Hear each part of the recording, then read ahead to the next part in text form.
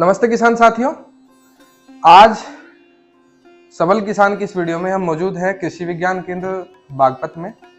हमारे साथ है कृषि विज्ञान केंद्र बागपत के प्रभारी डॉक्टर संदीप चौधरी जी। हम आपका स्वागत करते हैं डॉक्टर साहब। नमस्कार। सबल किसान की इस वीडियो में नमस्कार। डॉक्टर साहब, फिलहाल गेहूं खेतों में खड़ा है और बड़े स्तर पे पश्चिमी उत्तर प्रदेश में गेहूं की बुवाई होती है।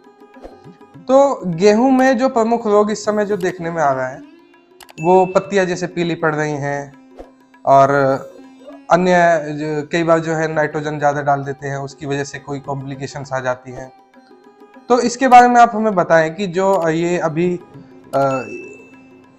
ये जो गेहूं में आप देख रहे हैं, ये जो पीली पत्तियां पड़ी हुई हैं और नीचे से ऐसा लग रहा है जैसे इसमें कोई कीड़ा लगा है, तो वास्तव में ये बीमारी क्या है, इसके बारे में आप हमें बताएं और उसकी समस्या का समाधान क्या है, ये भी आप हमें बताएं। बिल्कुल आर्य जी, हमारे यहाँ मुख्यतः रबी में गेहूं की फसल ली जाती है। इसमें इस समय अधिकतर किसान भाइयों के यहाँ खेतों पर भ्रमण करने के दौरान पाया गया कि गेहूं में पहले सिंचाई के उपरांत अथवा दूसरी सिंचाई के उपरांत अचानक से पीलापन आ जाता है जी। ये ज्यादातर वह खेत हैं जहां पर धान के बाद गेहूं लिया जा रहा है। उन क्षेत्रों में माइक्रोन्यूट्रिएंट जो सूक्ष्म तत्व हैं उनकी कमी हो जाती है जी।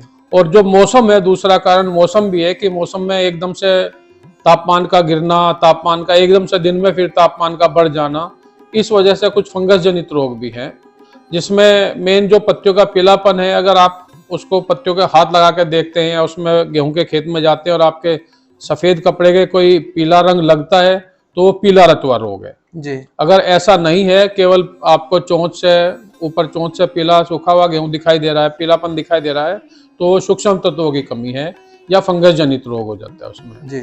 इसमें सबसे बढ़िया ये है कि इस समय जब पहला पानी देने के बाद जब भी ये लगता है कि ऐसी स्थिति है तो आपको कार्बेंडाजिम एक फंजीसाइड है 2 ग्राम वो, और उसके साथ आधा ml प्रति लीटर पानी की दर से इमीडा प्रति लीटर पानी की दर से, यानी कि 1 लीटर पानी में 2 ग्राम कार्बेंडाजिम और आधा ml इमीडा लेके उसका स्प्रे करना है जी। और 1 एकड़ में 5 बीघे में कम से कम 200 लीटर पानी लगेगा, यानी कि 200 लीटर पानी का मतलब है 400 ग्राम कार्बेंडाजिम लगेगी और 50 ml के करीब इमीडा लगेगी जी। दोनों ये स्प्रे कर दें। इस स्प्रे के 10-12 दिन बाद एक हमारे पास NPK है दानेदार फॉर्म में, 1 किलो के पैकिंग में आता है, 18-18-18 या रेशियो में जो आता है 19-19-19 दो रेशो में आता है, कोई सा भी एक मिले, 1 किलो 200 लीटर पानी में मिला के आप उसका कर दें। इफ्को वगैरह का या किसी इफ्को का है, आपका क्रबको का है, NFL का है, जिसका भी जो भी मिल जाए उसको आप स्प्रे कर दें। तो ये जो सूक्ष्म तत्वों की कमी है या फंगस जनित कोई रोग मौसम के कारण आ रहा है तो वो दूर हो जाएगा जी।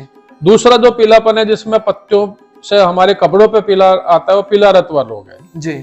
इसमें एक हमारी पीला रतुआ रोग है, इसमें पीलापन दिखाई देता है।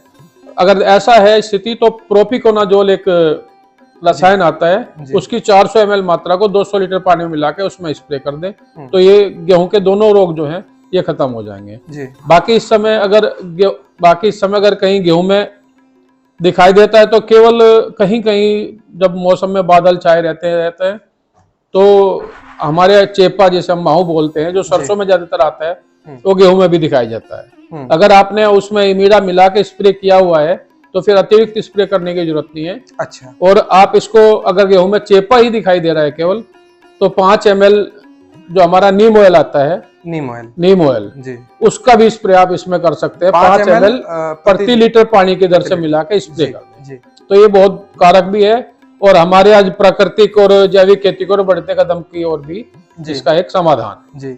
तो डॉक्टर साहब जो बता रहे हैं ये माइक्रोन्यूट्रिएंट्स की जो कमी है, तो माइक्रोन्यूट्रिएंट्स की कमी का इन्होंने समाधान बताया है।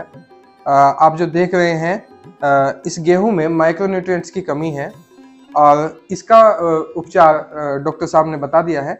डॉक्टर साहब, क्या इसका कोई जैविक उपचार भी है? देखो, माइक्रोन्यूट्रिएंट में जैविक उपचार में तो ये हम केवल कर सकते हैं, हमारे पास धनजीवा अमृत वगैरह जो है जी, हम उसको स्प्रे इसमें कर सकते हैं।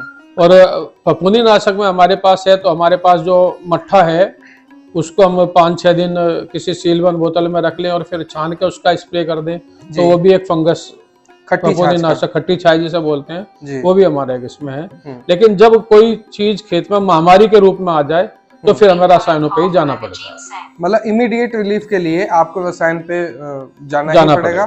बिल्कुल। अच्छा डॉक्टर साहब, जो माइक्रोन्यूट्रिएंट्स की कमी होती है, सामान्यतया किसान भाई अपने खेतों की मिट्टी की जांच तो कराते नहीं है, तो ऐसा क्या किया जाए कि खेतों में माइक्रोन्यूट्रिएंट्स की कमी ना रहे, बुआई से पहले या बुआई के बाद? ऐसा कोई साधन यदि आप बता सके कि माइक्रोन्यूट्रिएंट्स की पूर्ति की जा सके। देखो आर्य जी, इसमें सीधी सी बात यह है कि कायदा तो यह है कि हमें खेत की बुआई, कोई फसल बुआई से पूर्व मिट्टी की जांच करा लेनी चाहिए। उसमें हमारे सारे सूक्ष्म तत्वों का भी पता चल जाता है, चलता है जी। लेकिन जहां पर हमारा रोटेशन धान गेहूं का है, इसका मतलब अगर हमने धान में जिंक सल्फेट डाला है तो हमें गेहूं में भी जिंक सल्फेट की पूर्ति करनी होगी, क्योंकि जो हमने धान में दिया था वो धान के साथ चला गया। अब हमें गेहूं के लिए देना है तो जिंक सल्फेट की पूर्ति करनी पड़ेगी। और धान गेहूं में ज्यादातर हमारे जिंक की ही डेफिशिएंसी है, या कहीं कहीं हमारे अगर गन्ना हमारे साथ है तो उसमें हमें आयरन की डेफिशिएंसी है, वो हमारे फेरस सल्फेट से पूर्ति होती है। तो बहुत अच्छी जानकारी किसान भाई डॉक्टर साहब ने यहाँ दी है, बहुत ही उपयोगी जानकारी है, तो आप भी इस जानकारी का लाभ उठा सकते हैं। और आगे आने वाली कुछ और वीडियोस में हम डॉक्टर साहब के पास आते रहेंगे। जो समय समय पर खेतों में आपकी फसलों में रोग मिलते हैं, उनके लिए हम आपके पास समाधान डॉक्टर साहब के द्वारा प्रयास करेंगे कि उसका समाधान आप तक पहुंचे। तो आज की ये वीडियो आपको कैसी लगी हमें कमेंट बॉक्स में जरूर बताइएगा। साथ ही वीडियो को लाइक करना बिल्कुल भी ना भूलें और चैनल को भी सब्सक्राइब कर लें, ताकि आने वाली वीडियोस आपके पास पहुंचती रहे। धन्यवाद डॉक्टर साहब। नमस्कार।